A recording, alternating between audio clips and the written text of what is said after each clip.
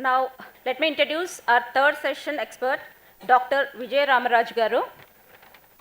Sir is the Dean of IQAC and Professor, Electrical and Electronics Engineering Department, Gokaraju Rangaraju Institute of Engineering and Technology.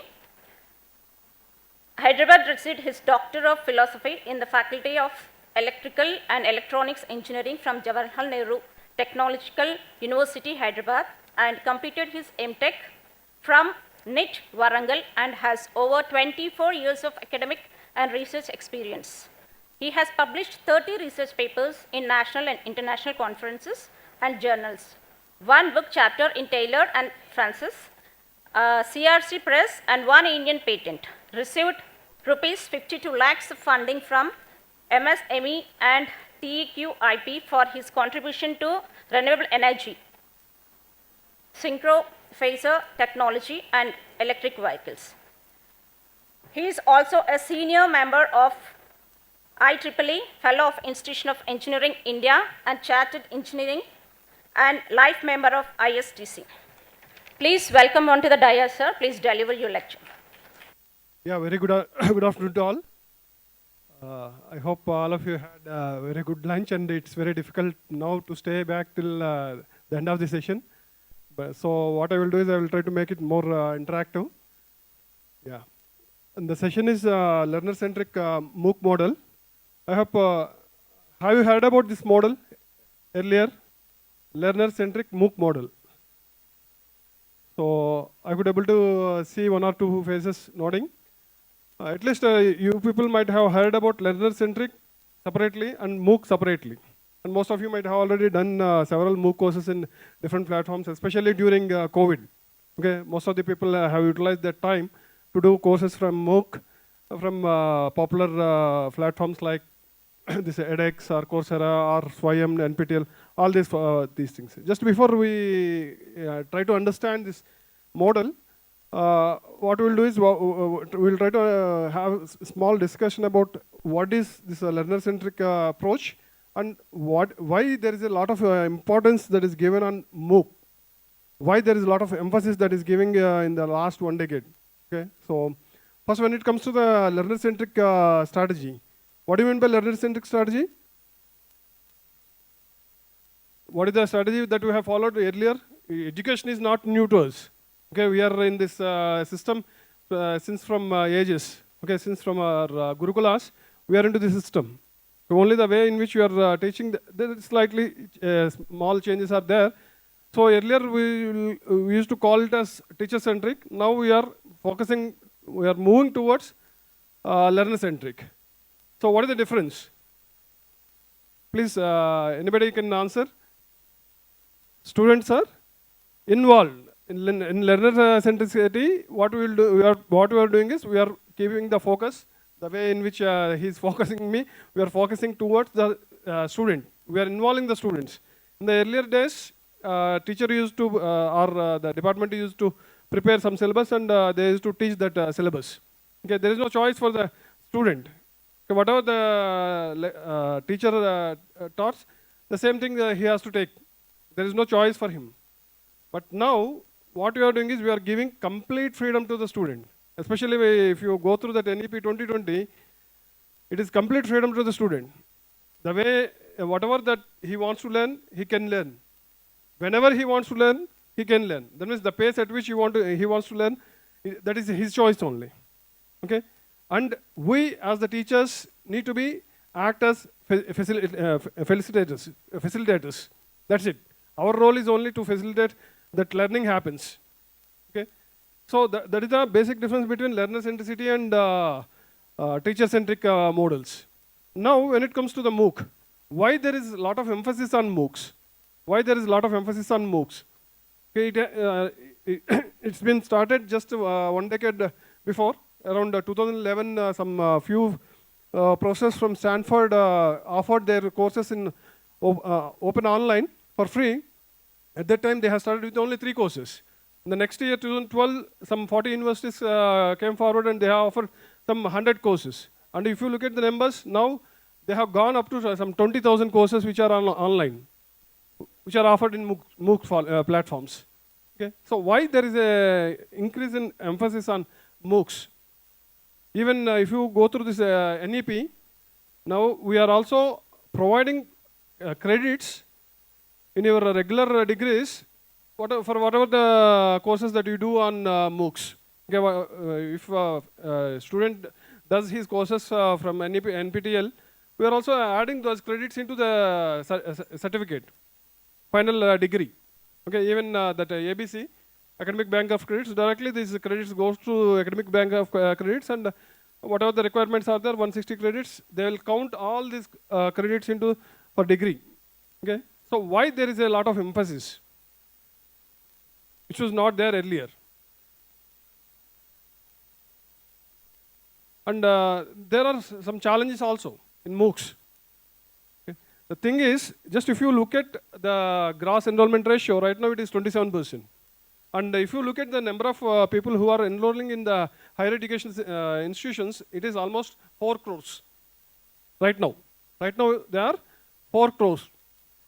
And the number of institutions, if you look at the number of institutions, we have some 1100 universities and around 43,000 colleges, not engineering colleges, all types of colleges, we have some 43. And what is the target in NEP? We would like to increase the gross enrollment ratio by 50%. And that too, by 2035, we would like to have that gross enrollment ratio of 50%. And the number, if you look at the number of students that are going to be enrolled in higher education, it's going to be 9 crore. We need to serve, or we need to cater the needs of 9 crore learners. Can you double these universities or infrastructure? It's very difficult. It's very difficult. You cannot go with some 1 lakh colleges across India. So this is one of the point. This is only one of the point for which we are offering, we are encouraging people to do online courses, even online degrees also we are encouraging. Okay, so in that scenario, this MOOCs plays a very important role. And since the student got the liberty to choose the courses, obviously in the near future, we need to come up with our own MOOC course. Otherwise, we will become obsolete. Will become obsolete. Just like this Narayana Chaitanya, if you look at the few faculties, they are very popular in physics, chemistry. And everybody want to attend his or her course subject only. Okay? In a similar fashion, we need to come up with our own subject. We should not affiliate with university, or we should not be identified with some organization. We need to identify by our own course in which we are talented. That is our core agenda. Okay? That is the background about this MOOCs. Okay? Just if you quickly go through the numbers, this is the session outline what I have prepared. It is LCM model. We are going to discuss about LCM model, and also we will discuss about what are the different components that are present in the LCM model. Just if you see the statistics, okay, right now we have some 220 million students enrolled into these MOOC courses. And if you look at these numbers, India is the second biggest taker for MOOC courses. Okay, and then almost 950 universities are offering these MOOC courses, and right now the courses are 20,000 courses are there, with micro credentials up to 1,670, as well as 70 MOOC-based degrees they are offering directly online. Okay, so this is how there is an increase in MOOC courses. Okay. In 2011 with 3 courses, now they have gone to some 20,000 courses. Okay. So they are distributed. There is no diversity is completely, there's complete diversity is there from technology, business, or social science. Okay. You have courses in all subjects. So now let us see what are the challenges with these MOOCs. What are the challenges with these MOOCs? So what are the components of a typical massive online open course? What are the components that you expect in a MOOC course? This you can, I think some of you might have already done the courses. Learning material. What else you will find in a MOOC course? Video lectures, learning material, video lectures, assessments, references, keywords or references, Yeah. Huh? Glossary. Okay. Ma'am? Frequently asked questions, FAQs. Yeah. So, huh? MCQs. Those are nothing but assessments. Okay. So these are the components. We have videos, where some people will put the videos, or some, as madam said, you will also have some reading material, and then you will have assessments, and then you will have some reference material, and you will also have one more component which is you forgot. You have one more component. Along with all these things, you will also have one discussion forum. Discussion forum where what people will do in discussion forum? They will put their queries, and the instructor has to answer those queries. Okay, so this is what you will find in a traditional MOOC. Okay, these are all the components what you will find in this traditional MOOC.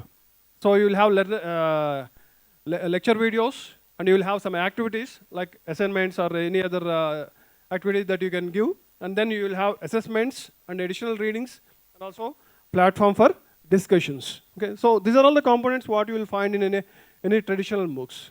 But what is happening with these MOOCs? So if you look at, as the previous speaker, Chandrasekhar sir, has also told, there is a dropout problem. Okay, you will have, since right now the courses are offered by premier institutions like MIT, Stanford, or IITs. Okay, they are offering the courses. So obviously everyone will know about the course, and everyone is interested to join. And most of the courses are free. Okay, unless and only they are charging right now for examination or certification. Otherwise, course is free. It is open, online. It is free. So everyone will get registered. We will have awareness, and there are registrations. And slowly, when the course is progressing, when the instructor starts giving the activities, slowly there is a dropout. And do you know the dropout rate? The recent dropout is only the pass percentage, completion is rate only somewhere around less than 1%. It has gone to such a lowest value. Okay, so what we need to do? That is the core concept of this session. Okay, so how we can improve this completion rate? Okay, so you will have funnel type of participation over here, and then yeah, these are well organized and presented, but lack of this instructional design. Okay, so they are not completely designed, and what are the things that the student has to do? They are not clearly mentioned, and also there is an inadequate attention on the existing research on pedagogy. Okay, so people are you have very good instructors, but the generation of learners generation is completely different from the instructors generation. So there is a gap. Obviously, we need to change or adapt our pedagogy. Okay, so though we are very good teachers, we need to adopt the latest technologies in our pedagogy. Then only we can reach the students. Okay, so these are all the challenges what we have. So if you look at, if you list out the challenges, these are the challenges. Though you have put all our beautiful videos, it's on there only passive viewing of those videos. People will just simply watch, and if they are not in after some 5 minutes or 10 minutes, just they will go with what speed? They will go with 2x, 3x, or simply drag to the final. Okay, so that's what it happens, and necessary activities are completed. Whatever that you say, they are compulsory. Only they will attempt those things. Okay, even you might have experience with your students. Okay, if you say 60% attendance is mandatory, they are very much calculated for that 60%. They will attend only, they will ensure that they will attend only the 60% of the classes. Okay, they will do whatever that are necessary. Okay, they are very intelligent. And then whatever the additional material, whatever that we put, they will ignore. Simply they will ignore. And though we have discussion forum, most of the times there is no participation. Okay, so these are all the challenges what we are facing right now in the conventional MOOCs. Okay, so we would like to address all these challenges. How can you address all these challenges? We'll go one by one. We'll go one by one. First one is passive watching of videos. How can you make? How can you overcome this challenge? Even the previous speaker also given some hints. Yeah, he is asking to give some pop-up questions. Okay, so you need to make your videos interactive. Okay, you should not keep them passive. You should make your videos interactive. Okay, that is the first solution what you can suggest. So you can have your concept attainment through learner interaction, and then you can have usually most of the MOOCs will have at the end you will have the summative assessments. Rather than that, you frequently put formative assessments, and also provide a constructive feedback for the whatever the assessments that you put. It's not that you have put one assessment and you display the marks. You have to provide the constructive feedback for each and every option that you are giving in that particular assessment. Okay, that is most important. And you need to provide advanced learning through diverse paths. Okay, especially in MOOCs, you have a lot of diversity among the learners. It's not like your undergraduate 60 student class. Okay, so you can have learners from 6 years to 60 years. Those who are studying or those who are professionals also will be there. And with language barriers, there is a lot of diversity. You need to cater the needs of all these learners. Okay, so you need to provide different learning paths for different people. And then coming to the lack of participation in the discussion forums, we need to provide peer learning through the focused discussion. Okay, you need to control or organize your discussion forum. Okay, so that it will not be a scattered one. So this is how we are going to address all these challenges. We are proposing this model. It is called learner-centric MOOC model. Learner-centric MOOC model. Okay, so it has 4 coordinates. Basically, it has 4 coordinates. One core one is orchestration. Okay, every activity. I'm seeing a lot of cell phones. You need not to take pictures. I have opened from my website. I will give you that URL. You can directly go through this PPTs from my URL. Okay, there is no issue. Okay, I will share that URL. Okay, so I have not used any pen drive or I have not put it in the system. Okay, it is in the open source. Okay, so yeah, so it got 4 quadrants. The first quadrant covers the content. First quadrant covers the content. We are calling it as learning dialogue. Learning dialogue. Okay, we will discuss about each quadrant individually. In first quadrant, we will put the content along with some reflection spots, and then the second one is learning by doing activities. It's like your assessments. It's like your formative assessments. Okay, and then you have learning extension trajectories. It is related to your.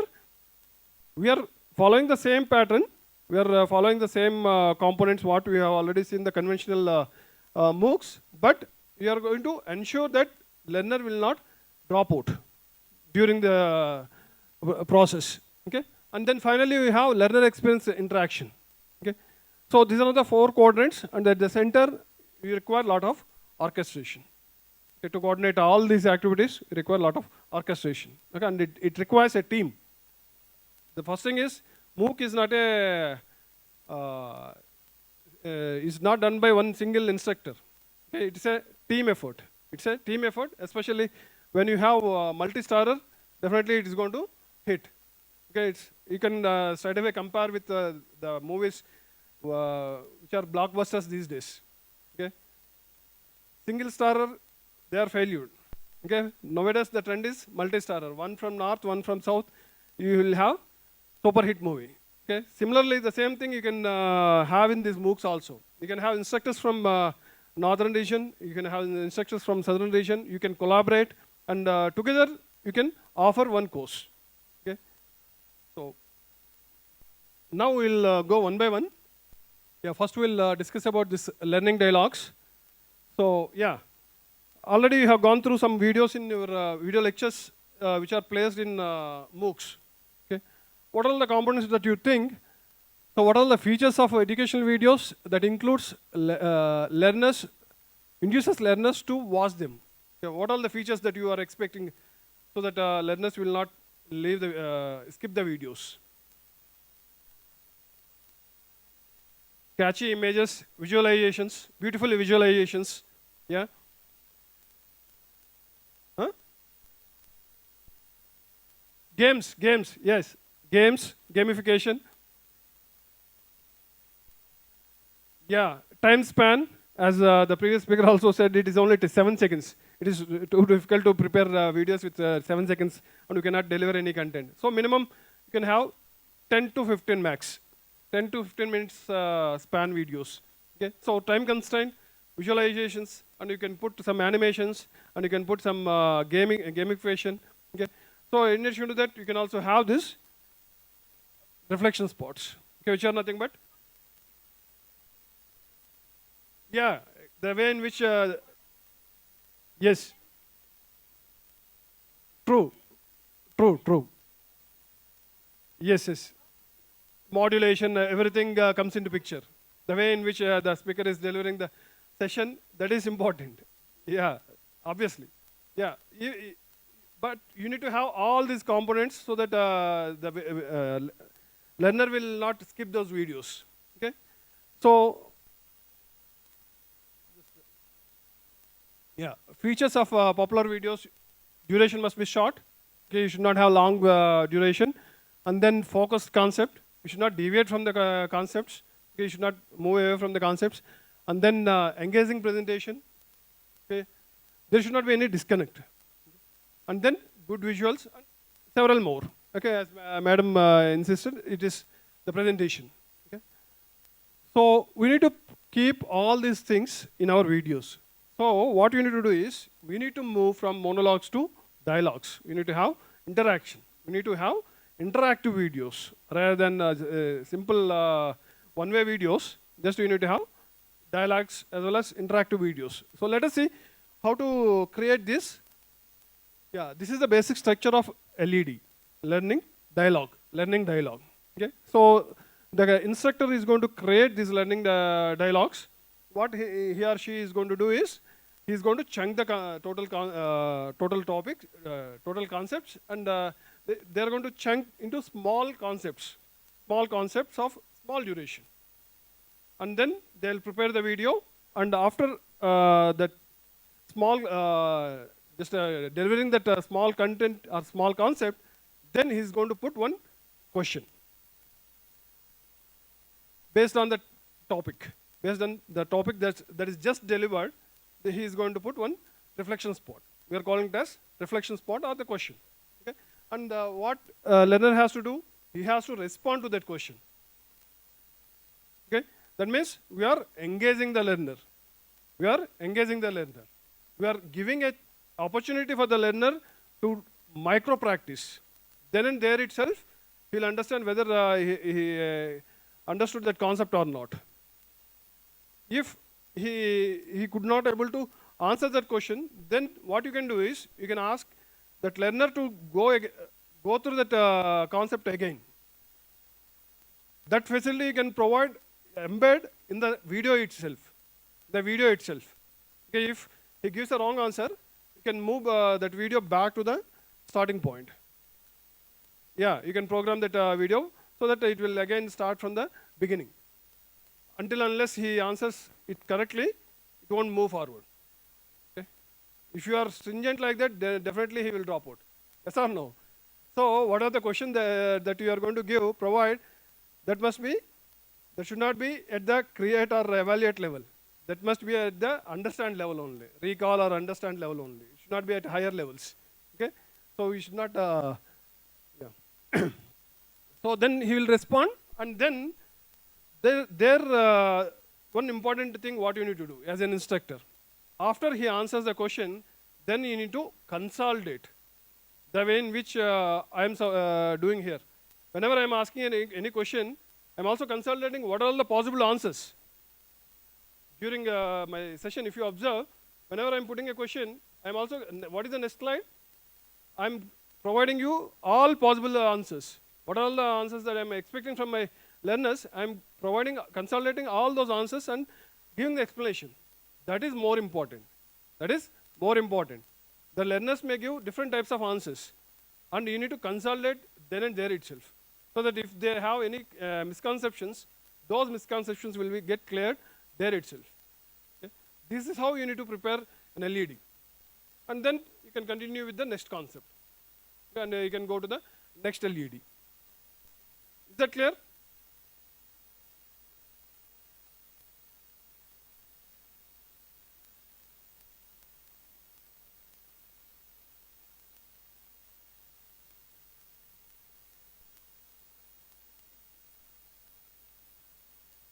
Actually, audio వస్తుందా?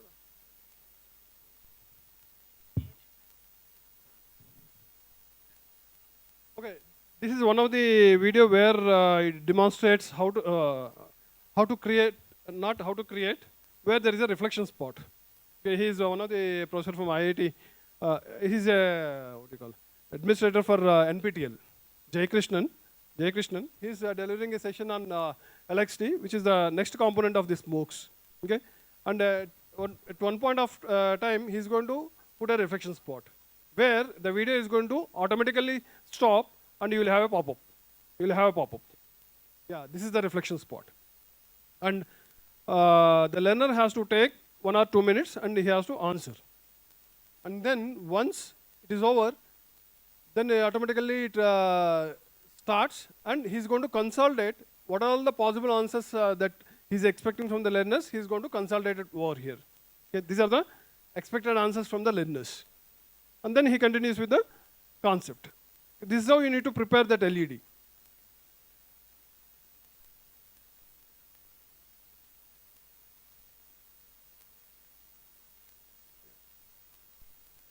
So you will have the content, and content could be of different types, like a video, or even text readings, or animations. Even as the previous speaker said, you can also put interactive PDFs also. There also now you can create interactive PDFs also. That is also possible. Okay? Not only the videos. Whenever we think of MOOCs, we will think of only videos. So these are all the ways in which you can put your content. And then you are going to put one reflection spot. Okay?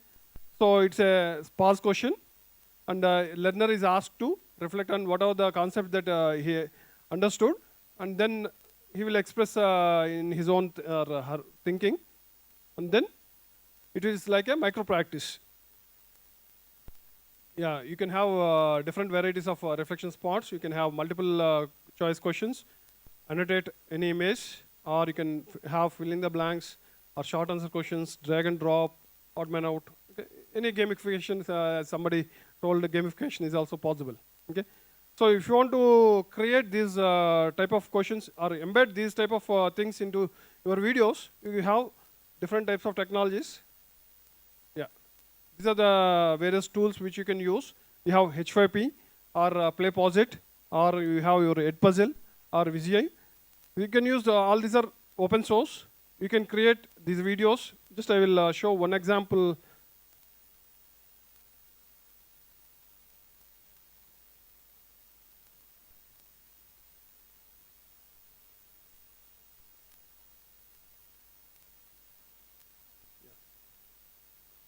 So just I have giving just I'm showing one example.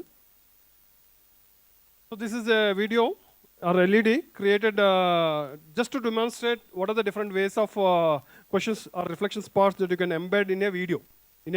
This was made by using H5P. If you want, you can have separate session on this. Yeah. Yes, it automatically comes to that point and it will pause over there. Your video got paused automatically. And the learner has to answer these questions, then only it will move forward. Okay? So why flip?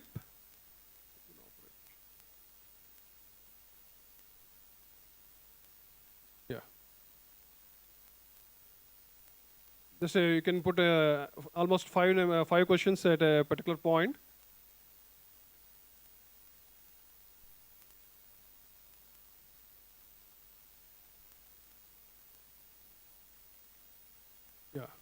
Only when you are giving the correct answers, it is continue, and it will move forward.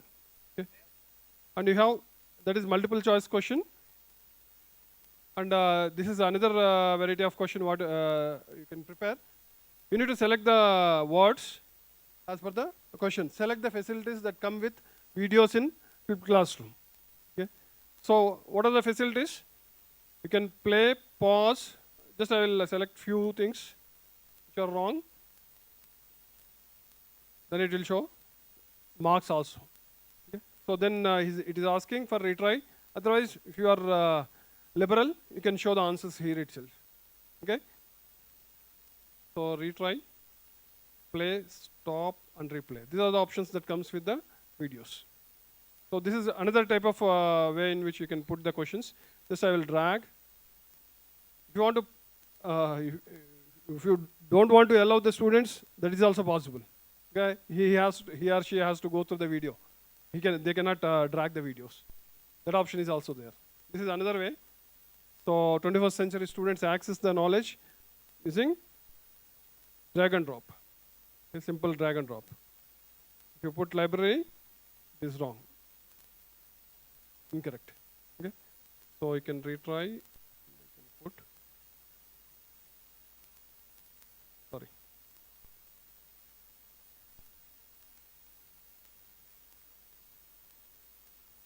So likewise, you have various ways in which you can create this. Yeah. These are multiple possible correct answers. You have identified steps. All are correct.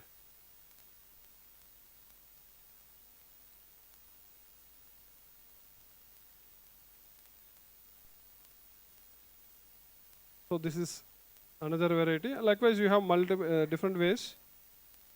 If you want your students to go back and revisit any particular any particular point, you can also put that one.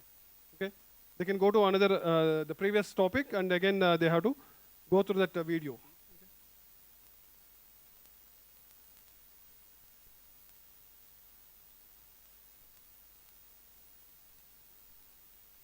This is true or false. You have like that. You have variety of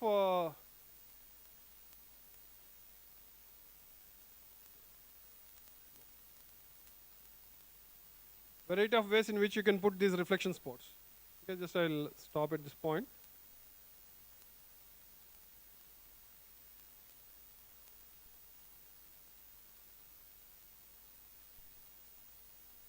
Yeah, if you want, you can have a separate session on this, how to create these learning interactive videos. That is hands-on session. Yeah. So that is all about LED. So to summarize, the key points are, what you need to do is you need to include reflection spots, and they should connect with the concepts. You should not ask the question based on the previous LED. Okay, it must be related to the topic just now which is delivered. Okay, and close the loop by providing the feedback. You should not forget to provide the feedback. Okay, that is very important. So the next quadrant is learning by doing. Learning by doing. So it is a formative assessment. Formative assessment after every LED we are going to put one formative assessment, and again these formative assessments can be of different ways. I think you are very much familiar about this. So what they are doing, they are giving immediate as well as frequent practice. And the important thing what we need to remember while giving this formative assessments is, we need to provide constructive feedback for each and every option that you are giving in your question. Okay. If you are giving a multiple choice questions, you will have 4 options. And for each option, you need to provide the feedback. Normally what we will do is just we will give the answers and we will show them the result. That's it. Whether A is correct or B is correct or C is correct. We will not discuss about why C went wrong or why D went wrong. Those things we will not discuss. Okay. So but here, whenever you are providing this multiple choice type of questions, you need to give that feedback. Then only they will understand, or the misconception about that particular answer will get cleared then and there itself. Okay. So that constructional feedback that you need to provide for each and every option. Okay. Whether they put yes or no doesn't matter. If your yes is correct, then you need to give explanation why yes is correct. And if they put no, they select no. And if it is wrong, then you need to provide feedback why that no is wrong. Okay, so that is one important aspect what you need to remember in while you are creating LBDs, learning by doing. Okay, so this is the format in which the structure of your LBDs. The instructor is going to create LBD activities, and then learner is going to respond for the LBD activities, and then he will also get customized constructive feedback. Customized constructive feedback. Okay. So before you start your MOOCs, obviously you will do some analysis. What are the goals that you are going to set? Depending upon the goals, then you can design your LBD activities. Okay, either it is at concept attainment or practice or knowledge integration at different levels. If it is just simple concept attainment, then you can provide these LBDs at recall or understand level. Okay, if it is practice level, then you can provide LBDs at apply level. And then if it is knowledge integration, obviously higher cognitive levels. Okay, and these are the different ways in which you can attain those levels. Okay, if you use filling the blanks or MCQs or multiple selection questions, drag, drop, annotations, okay, they are going to cover the recall and understand level questions. And then if it is short answer, then they need to apply the concepts what they have learned. And then answer the complex problems. Obviously, they are like small projects, project type of questions. Okay, so this is how you can create LBDs. So this is the simple takeaways. So yeah. And next comes LXTs, learner extension trajectories. Learner extension trajectories. How can you compare these LXTs in the regular MOOC, conventional MOOC? You can compare these things with your reference material. Normally, in even your syllabus also, you will give some. You will provide few textbooks and few reference materials. Here, whatever the reference material that you are going to provide, that needs to cater the diversity of your learners. Diversity of your learners. That is most important, because every MOOC course can be attended by people who are at school level or at 60 years also. And also they are from different backgrounds. One from maybe engineering, one from maybe arts. Okay, because now the learner has a complete freedom. Whatever they want, they can learn. Okay, so you cannot expect only a fixed variety of students in your class. That's why whenever you are going to offer a MOOC, before you offer the MOOC, after completing the registration process, you need to understand the diversity in your learners. And depending upon looking at the diversity, you need to provide these learner extension trajectories. Okay, different people will come with different goals.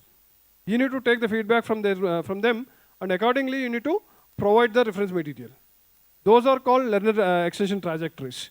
Okay, and what is the challenge in this? What is the challenge in this? If you provide a reference material, we need to ensure that the learners will go through that material. How can you ensure that? Obviously, in most of the cases, they will not they will not look at these reference books. Nowadays, the people are not going through the textbooks. The reference books, nobody will go through. How can you ensure that? How can you ensure that your learners will go through that reference books also? The simple solution is you create a quiz. You provide a simulation quiz on the reference materials. So that, and also you are going to incentivize. You are also giving marks, and you are also considering that for grading. Then obviously, that means you are making it mandatory. You are making it mandatory to go through that material. So in that way, we are ensuring that each learner will go through those learning materials also. That is the beauty of this learner extension trajectories. So we are ensuring by putting one assimilation quiz. And again, if you compare the level at which this assimilation quiz is created and the level at which this LBDs, quizzes that we put in LBDs, they are completely different. Here we are not going to test the knowledge of the learner in LXTs. We are encouraging them to go through the content. That's it. So what are the assimilation quiz questions that you are going to create? They are at just understand or recall level. Just at recall level. You need not to create these questions at the higher cognitive levels. Okay? So that's what we are going to do in learner extension trajectories. I have given difference between LXT and reference materials. And reference materials can be of different types. You can provide web links or documents, or you can also ask them to do some activities and submit the reports. And also you can provide videos and any other material. And these materials need to cater the requirements of diverse learners. So some of the materials may be based on the prerequisites that are required for the course, and some of for advanced topics, for advanced learners, and people with different interests. Okay, since we have already done the survey before, after registrations, you understand the expectations from your learners, and accordingly, you have to put the reference materials also as per the requirements. Then only they will go through those reference materials. Okay, so it's not that you serve the same idli for all the people. Okay, one may be interested with chutney, one may be interested with the ghee, and one may be interested with some other thing. Okay, so you need to understand the requirements of the learners. Okay, so and then years and experience. This is a major difference between our regular class and the MOOCs. Okay, so it's completely diversified. And also now, not latest, there's more emphasis that is given in the recent days. It is language. And the tool what the previous speaker has given, that is very much useful to serve the needs of our local people, local languages. That is very much useful. Okay? So this is how you need to provide the learner extension trajectories. And these are the examples of LXTs. So you can have your videos or audio video recordings, or yeah. And also we are providing one assimilation quiz at the end of this reference material. And again, we are providing constructive feedback for each question. Yeah. Yeah. The last one, it is not the last one, but it is learner experience interaction. So we would like to make it an experience for all our learners. Okay, it's not a passive course, it is interactive course. So we would like to involve each and every learner in the discussion forum. Okay, what is the purpose of discussion forum? What is the purpose of discussion forum? Doubts clarification. Okay, it's not simple session for doubts clarification. There are a lot of advantages with this discussion forum. Okay, you can create collaborations. Okay, so the conventional teaching, that is in the teacher-centric pedagogy, what we have done, we have not allowed the learners to discuss among themselves. Okay, we require complete silence. If they have any doubt, they need to ask the teacher only. We will not allow to discuss with their peer. But when it comes to the learner-centric mode, we are involving the students, and they will discuss among themselves, and when they do not find the solution, then they will come to us. That is a major difference between learner-centric and teacher-centric. Okay? So in this discussion forum also, what instructor will do is, he is going to start the discussion with a focused question. We will not simply provide the platform, and we will not leave it alone. Okay? Instructor has to provide one focused question, and the learners has to respond to that focused question. Learner has to respond to that focused question, and they can come up with their own doubts. And for each and every doubt, you need not to answer. The peer learner can also answer in the discussion forum. Okay, and whenever they find difficulty, then you can answer. And one more important challenge in any MOOCs is, as the numbers are large in magnitude, what happens? Some days you may get some 1,000 questions. Is it possible for you to answer? As an instructor alone cannot answer. If you do not answer, what happens? Whenever you put a question to somebody, what do you expect? You will wait for 1 hour. Again, you will open the discussion forum. You will check whether you got the answer or not. If not, again we will see after 3 hours. Like that, maximum you will wait only for 24 hours. After that, you will never open the discussion forum. You will never open the discussion forum. Never that learner will come back to discussion forum. So what is important? Whenever somebody puts the question, immediately we need to provide the response. How can you ensure that? How can you ensure that? You alone cannot ensure. So you need to take the help of the other learners. Who are the other learners? They are also new learners. Okay. So you need to take the learners from the previous run. That means alumni. Okay. You can select your toppers from the previous batches. You can ask them to help you, and you can also make them your team. And those people are going to answer those questions. They are going to attend those discussion forum questions, so that the learners are going to get the immediate answer for their queries. Okay? And during these discussions, as I already told, it's not simply for answering the questions. There is an interaction that happens among the learners. There you can expect few collaborations that develop. That means the networking session happens. Okay? You need to utilize the discussion forums for networking. And maybe in future, those learners who got connected, they may come up with another MOOC course on the same topic. They can also start collaborate with each other, and they can also come up with another MOOC course. Okay? So that is how you need to, that is the responsibility of the instructor. The networking should happen, and learners has to participate in that discussion forum. So one thing what I have missed here, how to ensure that the learners are going to participate in the discussion forum. Okay? It is fine that I have put one focused question, and I have asked the learners to respond. How can I ensure?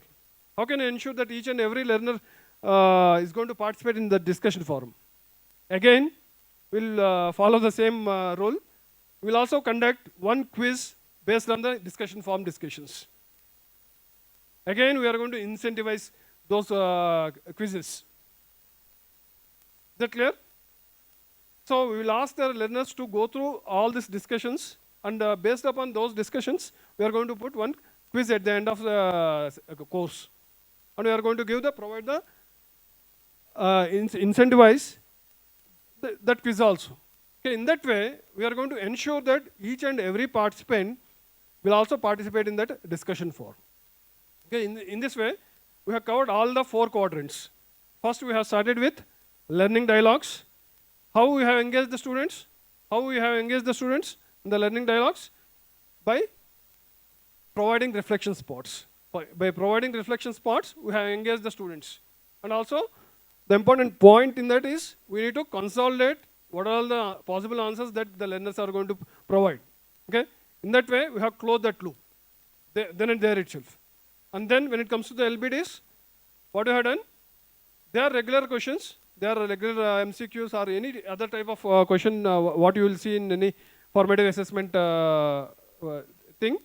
But what we have done is, we are providing a constructive feedback for each and every option that you are giving in that MCQs. Okay? In that way, we have closed that loop. And when it comes to the LXTs, we have understood the diversity of our learners, and we have provided the material that is required for each and every learner as per their requirements. And again, to ensure that the learners will go through that material, we are also putting one assimilation quiz. And finally, in the discussion forum, where the instructor is providing a focused question, and then he is moderating the entire discussion forum. And to ensure that, again, we are putting one reflection quiz. Okay? So these are the 4 quadrants. Okay?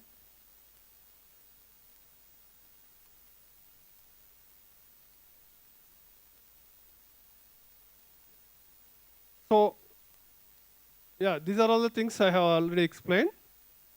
These are the challenges in interactions. So we have provided focused question, incentivized that participation by reflection quiz, and also we have leveraged peer learning. That is more important. Yeah. These are the takeaways. So the last component is orchestration. Every orchestra would like to provide a good experience to the listeners. Here also, the major responsibility of the instructor is to coordinate each and every component and each and every member in the team. And we need to take the feedback at each and every point, and we need to revise our course. Okay, it's not that you have created a beautiful course and you have uploaded in your website and you ask the learners to participate in that course. Okay, it's not over. Once you prepare the course, it's not over. You need to move along with the course. And as the course progresses, you need to take the analytics. You need to take the analytics. Okay, so that's where, as the previous speaker said, you should also have the knowledge about this data analytics. Okay. So this is the simple structure of orchestration, where you will have the complete team, course team. You will have instructor, and along with them, along with the instructor, you will also have co-speakers, or you will have your own colleagues, as well as you will also have your alumni who will help you in preparing this quizzes, as well as also to answer your discussion forum questions. They are there. Yeah. So you need to analyze all the analytics, and as per the requirements, you need to dynamically change your content if required. Also, you need to change the activities. Okay. So this is all about orchestration. So this is all about learner-centric MOOC model. So simple. It is a plan, anticipate, and design an engaging course, or MOOCs. So this is all about learner-centric MOOC. If you have any queries, you can ask, or you can reach out at this. Yeah, that is my website, vijayaramprofile.wordpress.com. Okay. We have all this material over there. And finally, I would like to thank Samir Sahasrabudhe sir, who is our mentor. As I already told, this is not a single person's effort. It is a team effort. And we have a team. We have started with a team of 7 members, and now it has grown to almost 40 members are there. Okay? And they are from across India, and they are from different fields. Okay? We have people from medical background, we have people from sciences, we have people from engineering, okay? All fields. Okay? But what is the common point? What is the common feature is teaching. We are all in teaching profession. Yeah. That's where we have connected. Yeah. Thank you.